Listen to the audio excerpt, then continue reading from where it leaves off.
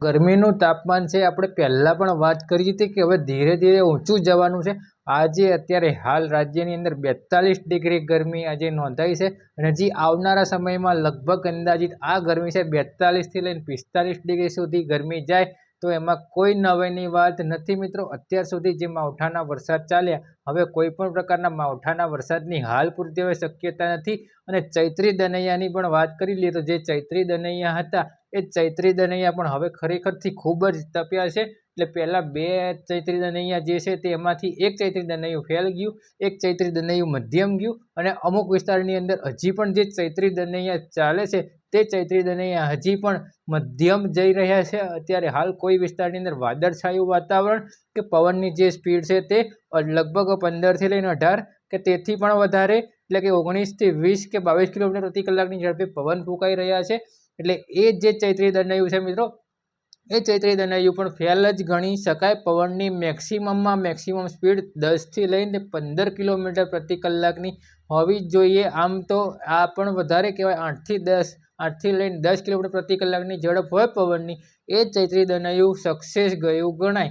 આ વખતે ચૈત્રી દનૈયું પહેલું ચૈત્રી દનૈયું ફેલ ગયું, બીજું ચૈત્રી દનૈયું મધ્યમ ગયું, ત્રીજું ચૈત્રી દનૈયું સક્સેસ ગયું. ત્રીજા ચૈત્રી દનૈયાની અંદર તાપમાન 40થી લઈને 42 ડિગ્રીનું તાપમાન નોંધાયું હતું. જે ચૈત્રી દનૈયું ખરેખર ખૂબ જ તપ્યું ગણાય. આ ચૈત્રી દનૈયું સક્સેસ ગયું છે મિત્રો.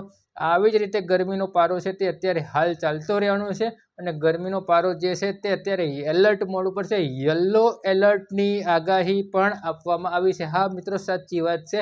જેવી રીતે ન્યૂઝ ચેનલના માધ્યમથી તમને જાણવા મળ્યું હશે કે હવે રાજ્યમાં 2 થી 3 દિવસ સુધી યલો એલર્ટની આગાહી આપવામાં આવી છે. એનો મતલબ તાપમાન 43થી 45 ડિગ્રીની પાર થઈ શકે છે અને આ વખતનો ઉનાળો છે તે આકરો અને તીવ્ર ગરમી અકળાવનારી ગરમી સાથેનો ઉનાળો રહેવાનો છે.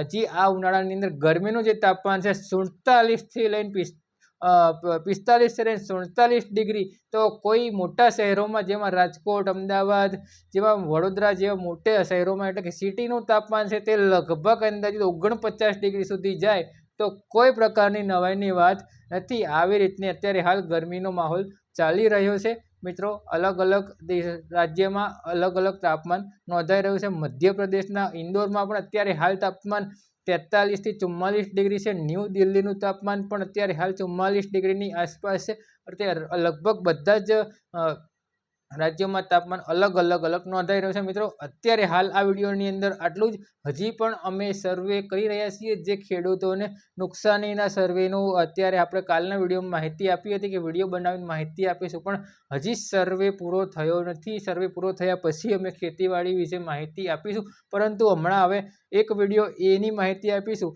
કે હવે કયો પાક તમારે વાવવો જોઈએ. આમ તો ઉનાળુ પાક હવે વાવવાનું કોઈ આવતું નથી. જે પાક વાવ્યો છે તેમાં જ અત્યારે હાલ તો શું ફાયદો થવાનો છે તેનો આપણે નેક્સ્ટ વિડીયોની અંદર માહિતી આપીશું.